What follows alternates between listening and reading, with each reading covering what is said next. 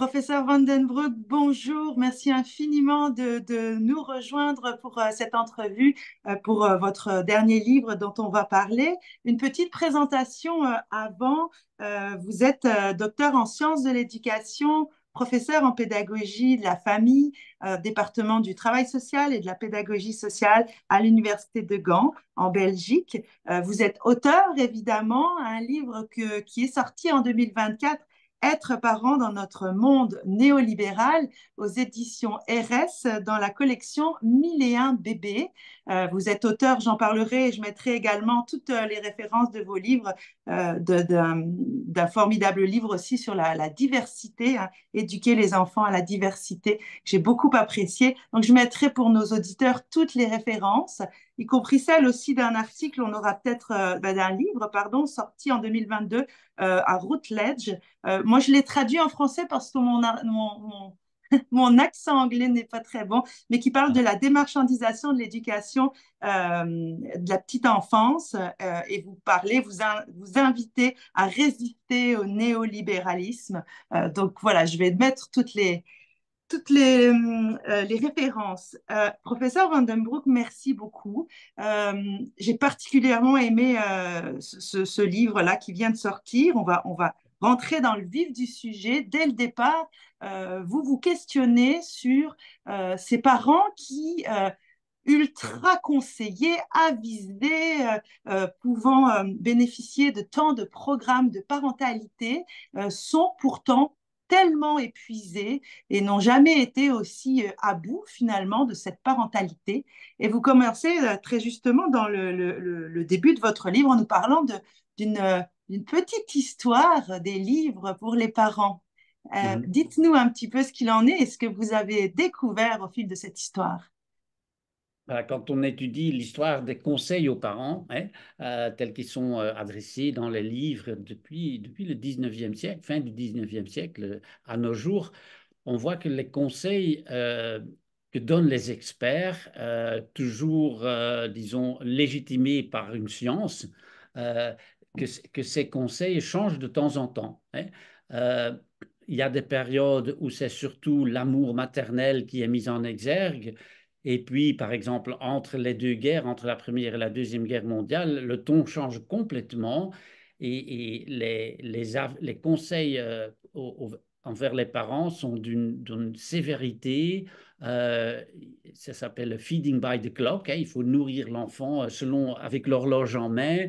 Euh, on n'est plus permis de nourrir l'enfant la nuit.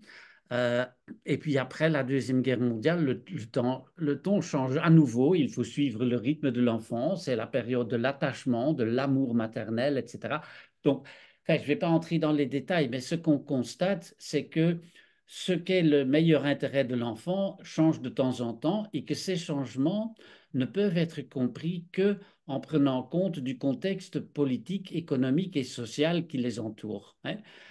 Donc, ce qu'on dit être la vérité sur le bien-être de l'enfant, tel que nous l'apporte la science, euh, semble quand même être assez variable, hein. Pour ne donner qu'un exemple, on peut se demander est-ce un hasard que la théorie de l'attachement devient tellement populaire juste au moment où la société a moins besoin des femmes au travail dans les usines pendant que les hommes faisaient la guerre, mais qu'on les voulait à nouveau au foyer pour faire cette nouvelle génération d'enfants, hein. Est-ce que c'est un hasard?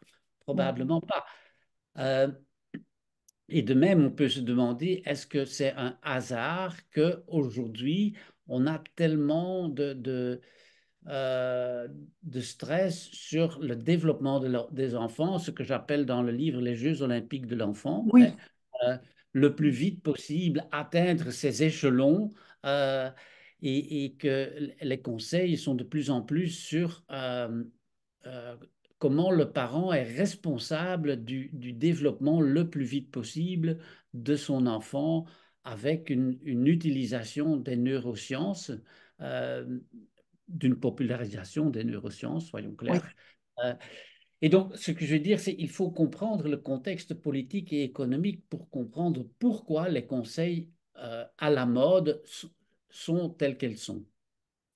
C'est ça, effectivement, je trouve très intéressant que vous replaciez cette question dans l'enjeu politique parce qu'il y a une grande tendance à individualiser les responsabilités. Puis comme vous le dites très bien, on a vraiment introjecté, internalisé cette responsabilité-là en tant que parent, puis en tant qu'adulte, en se disant, ben, on est responsable de cela, mais la grande machine sociétale, je dirais au-dessus, ne se désengage en fait. C'est ce que vous nommez. Voilà, c'est le fil rouge de tout ce Oui, livre, c'est l'individualisation des responsabilités parentales, hein. Euh, et en fait, on dit parental, mais en fait, c'est encore beaucoup plus maternel que paternel, oui. hein. Soyons clairs. Euh, donc, une individualisation, par exemple, enfin, il y a beaucoup d'exemples à donner, hein, mais l'exemple est le discours sur les 1000 premiers jours d'aujourd'hui, hein, qui a ses effets positifs, c'est sûr, hein. C'est vrai que trop longtemps, on a pensé que les apprentissages se faisaient à partir de l'école, et que la crèche a été négligée. Et donc, le discours sur les 1000 premiers jours, il a aidé à se réaliser que les crèches aussi sont un milieu éducatif à part entière et de valoriser donc les professions de la petite enfance. Mais ce discours sur les 1000 premiers jours, il a mis aussi une énorme pression sur les épaules des parents en faisant comme si, je ne dis pas que c'est le message explicite, mais c'est le message entre les lignes qui est compris. C'est que si on ne fait pas tout ce qu'il faut dans ces 1000 premiers jours, c'est foutu. C'est foutu, c'est ça. Et donc, on a l'avenir de son enfant en main, et que si on ne lit pas suffisamment de livres et les bons livres, si on n'utilise pas les bonnes paroles, les bonnes consignes, etc., dans ces 1000 premiers jours, dans ces 3 premières années de la vie, ben, on joue de l'avenir de son enfant. Bon, ça, c'est bien sûr, c'est une pression qui est insupportable, hein. Mhm. Et puis, ce que vous dites, c'est ça, c'est qu'on instille chez le parent l'idée que le danger est omniprésent et puis qu'on pourrait précipiter notre enfant dans le chaos très vite. Mais le bon système paternaliste nous propose à l'appui, avec justement des données neuroscientifiques, des solutions clés en main. Vous parlez de cette neuromanie, j'aime le terme, sans justement critiquer les neurosciences qui ont aussi leur intérêt, mais la façon dont les politiques s'emparent et vulgarise quelque part des données neuroscientifiques pour le profane. Et j'aime beaucoup cette phrase que vous dites, mais le profane n'y voit rien. Voilà. Euh, voilà. Donc, on peut dire que cette utilisation des neurosciences, et j'essaye de toujours faire bien la distinction, il ne s'agit pas du travail des neuroscientifiques, il Facile. s'agit de l'utilisation de leur travail dans des livres vulgarisés très souvent par des non-neuroscientifiques, hein. Euh, Mhm.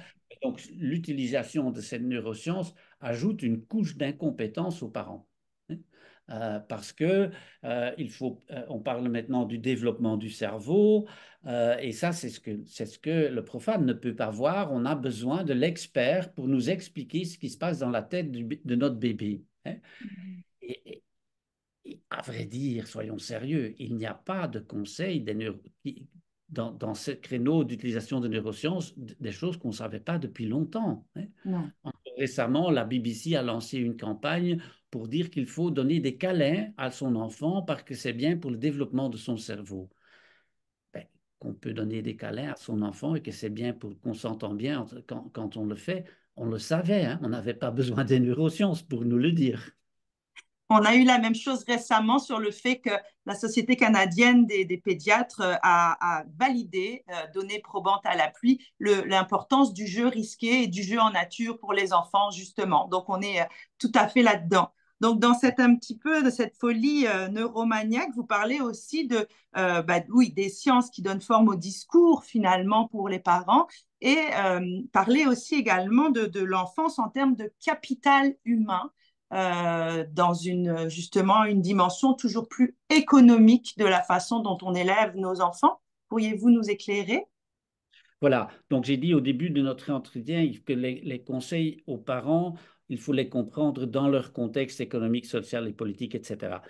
Aujourd'hui, il y a un changement dans la figure de l'enfant qui est beaucoup compris comme un capital humain, un capital dans lequel il faut investir. Le langage sur l'éducation, il est beaucoup un langage économique. On parle d'investissement, on parle de retour sur investissement. euh, c'est d'ailleurs le langage qui est utilisé dans les 1000 premiers jours, que c'est un retour sur investissement. Si on n'investit pas dans les 1000 premiers jours, les frais pour la société seront plus élevés après. Donc, c'est une logique de capital et donc une logique de prévention euh, et d'investissement. Euh, c'est un langage qui est utilisé par les politiques, mais par les sciences de l'éducation aussi, hein, pour en fait aussi pour légitimer leur propre existence. Euh, mais en ce faisant, la société éducative, utilisant le discours économique du retour sur investissement, légitime en fait en se faisant l'idée qu'il n'y a que ce qui est rentable économiquement qui vaut. Hein, que on ne parle plus de la valeur de l'éducation ou des valeurs de l'éducation. La question qui est disparue du débat dans ce discours économique, la question qui est disparue du débat, c'est éduquer à quoi? Oui. Et pour moi, ça, c'est la question pédagogique la plus fondamentale. C'est education, what for? Hein? Education à quoi? Pourquoi? Pour quel type de société? Et donc, ce que je critique, c'est que dans ce discours du capital humain, cette question est disparue et il s'est présenté comme allant de soi que Mhm. l'idéal de l'adulte ou fait de l'enfant à venir. Donc, l'enfant, il n'a pas de valeur en soi, il n'a que de valeur sur ce qu'il va avenir. Hein. Euh, et c'est quoi ce qui va venir? C'est un adulte autonome, autosuffisant, qui n'a pas besoin de l'autre et qui peut se tenir dans un monde concurrentiel, un monde de compétition. Ça, c'est ce qui est sous-entendu. Mais la question qu'il faut se poser, c'est est-ce que c'est bien le genre de monde dans lequel nous voulons que nos enfants grandissent? Et pour moi, c'est ça le débat pédagogique fondamental. Est-ce que c'est ce monde que nous voulons, puis est-ce que c'est ce monde qui s'en vient que l'on voit, parce qu'on voit effectivement, on parle de la crise climatique et comment effectivement il va falloir amener les enfants à réfléchir, futurs adultes, à la question de l'interdépendance, de la coopération, et comme vous le dites très, très justement, cette hégémonie culturelle-là, néolibérale, va à l'encontre de toutes ces valeurs-là. On a vraiment oui, enlever le relationnel et l'émotionnel, puis on est dans le comportement et les compétences, effectivement. Voilà, on est dans le comportement, dans les compétences individuelles, individualisant, individualistes. Et donc, ce qui est mesuré, parce que je parle aussi de la quantification des sciences de Oui. l'éducation, ce n'est pas vraiment la quantification qui pose problème, mais c'est l'idée que ce qui est valable est ce qui est mesurable. Mais la Mhm. solidarité, le vivre ensemble dans un contexte de plus en plus divers, divers au niveau du multilinguisme, du multiculturalisme, etc., etc. Donc, comment ce vivre ensemble va prendre forme? Comment nous allons éduquer nos enfants à la diversité, au vivre ensemble, à la solidarité? Des valeurs de l'esthétique, par exemple, de l'éthique, euh, Oui. et de ce énorme problème qui vient devant nous, de la crise climatique. Comment allons-nous nous éduquer nos enfants dans ce contexte-là?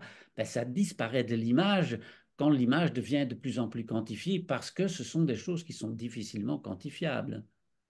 On peut bien mesurer les avances en maths, en lecture, etc. Et je ne dis pas que ça ne compte pas, mais il n'y a pas que ça. Des pays scandinaves ont mis en place effectivement des cours de ce qu'ils appellent de compassion, d'autocompassion, d'altruisme, du prendre soin de soi. C'est effectivement des choses qui nous manquent beaucoup dans certains pays. Puis là, ce qui nous inquiète aussi, c'est la posture de cet adulte, vous le dites très bien dans votre livre, qui à la fois participe de ce système, puis est victime de ce système, mais entretient finalement le système de façon très impuissante. Donc, comment être dans une hégémonie, une contre-hégémonie culturelle? Est-ce qu'il y a un espoir par rapport à cela? Oui, c'est en effet une question très, très, très compliquée parce que en tant que parent, on n'est pas seulement sujet ou victime de cette hégémonie individualisante, mais on est partie prenante, on est auteur aussi, hein. On le voit bien quand on observe, par exemple, des sites web où des parents se voient entre eux, qu'ils reproduisent ces discours individualisants et responsabilisants, hein. Donc, on est, le parent, en général, hein, est aussi bien victime qu'auteur. Donc, euh, c'est ça qui est l'essentiel d'une hégémonie, c'est il n'est pas facile d'y échapper. Euh, Dans le dernier chapitre, je montre quand même qu'il y a des espaces de résistance possibles Mhm. ce sont des espaces très différents l'une de l'autre, mais ce qui les rejoint, ce qui est commun dans ces espaces, c'est que ce sont des espaces-temps où la solidarité se travaille, hein, où le vivre ensemble se travaille, par exemple, ce que les Anglais appellent les drop-in centers, ou les lieux d'accueil parents-enfants, ou qui ne sont pas vraiment gérés par un spécialiste de l'éducation, mais par un spécialiste de l'accueil, hein. Mhm. Euh, et de l'hospitalité, ce qui est une autre spécialité que l'éducation, hein. Donc, c'est peut-être de ça qu'on a besoin, des spécialistes de l'hospitalité et de l'accueil. Ça peut se faire aussi dans les milieux d'accueil et d'éducation des jeunes enfants, dans les crèches ou dans les écoles où on installe des relations réciproques, hein, où ce n'est pas l'expert de l'institut ou de la professionnelle qui va donner conseil aux parents, mais où le dialogue sur l'éducation dans son contexte social peut se faire, où la professionnelle n'est pas seulement l'araignée au milieu de la toile qui a des relations avec chaque parent, mais où elle met en relation les parents avec leur contexte social. Donc ça sont des espaces et on voit un peu partout que des espaces comme ça existent et se créent, se sont créés et perdurent. Euh, je pense aux crèches parentales en France, par exemple. On a quand même tout un réseau de plusieurs centaines de crèches qui existent depuis les années 70 et qui perdurent. Je pense aux crèches communautaires en Amérique latine qui Mhm. sont organisées au Chili, au Mexique, etc.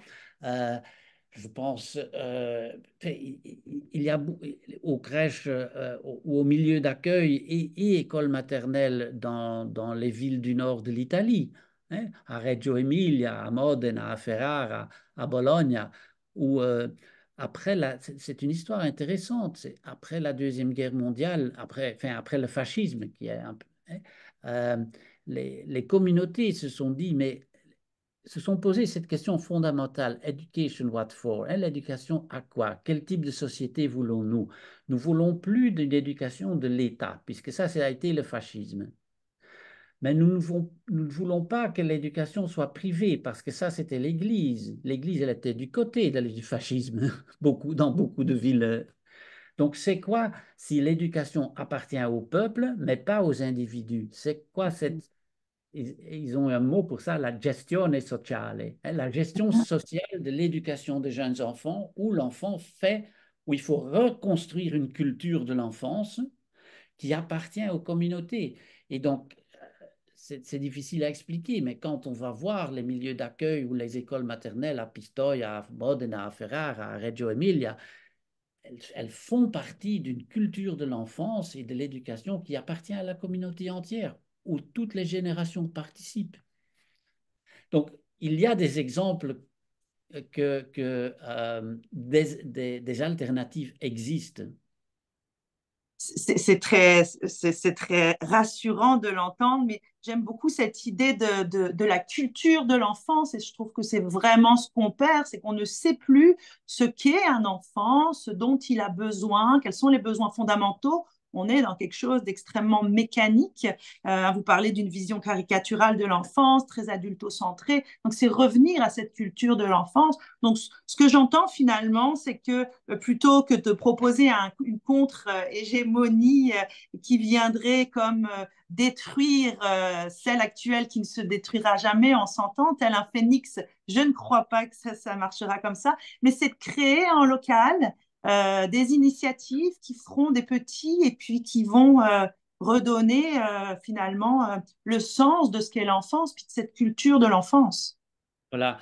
Et je crois que fait, les réactions que je reçois par rapport, depuis que le livre est sorti, vont beaucoup dans ce sens. Beaucoup de gens se reconnaissent dans ce que je Mm. décris, se disent oui, mais c'est ça qui nous gêne, c'est ça qu'on veut plus. On n'avait pas les mots pour l'expliquer, ce qui nous dit, mais c'est ça.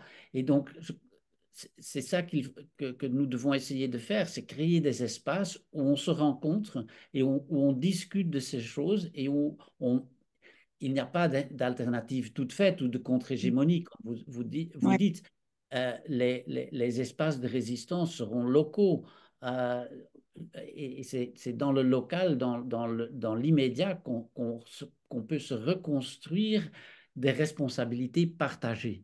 Ouais, au lieu l'alternative de la responsabilité individuelle, c'est la responsabilité partagée. tout à fait. Et puis, vous terminez avec cette phrase, embrassons donc l'inattendu, l'expérimentation démocratique, mais embrassons-la ensemble. Et je pense Voilà. qu'effectivement, on a besoin de cet être ensemble, tous ensemble, incluant aussi la parole de l'enfant et de l'adolescent. Hein, on parle beaucoup de ce nouveau terme, l'infantisme, hein, la discrimination à l'égard des enfants où on ne leur donne pas la parole, mais ils ont tant de choses aussi à nous dire sur ce qu'ils veulent et sur ce dont ils ont besoin. Donc, j'invite vraiment, professeur Vandenbroek, merci infiniment pour ce temps. J'invite vraiment ben, tous nos amis québécois, canadiens à vous lire. Donc, je le redis, aux éditions RS, Être parent dans notre monde néolibéral, c'est la collection 1001 bébés. Je vais mettre vraiment toutes les références sur notre site. Merci infiniment pour votre temps. Prenez bien soin de vous et merci de ces mots, vous le dites, et je pense que je parle pour notre communauté, mais vous mettez effectivement en mots cet élan et vous nous apportez beaucoup d'optimisme pour la suite des choses. Donc, merci pour nous, adultes et parents, et merci pour nos enfants. Je vous en prie. Merci. Bonne fin de journée. Au revoir.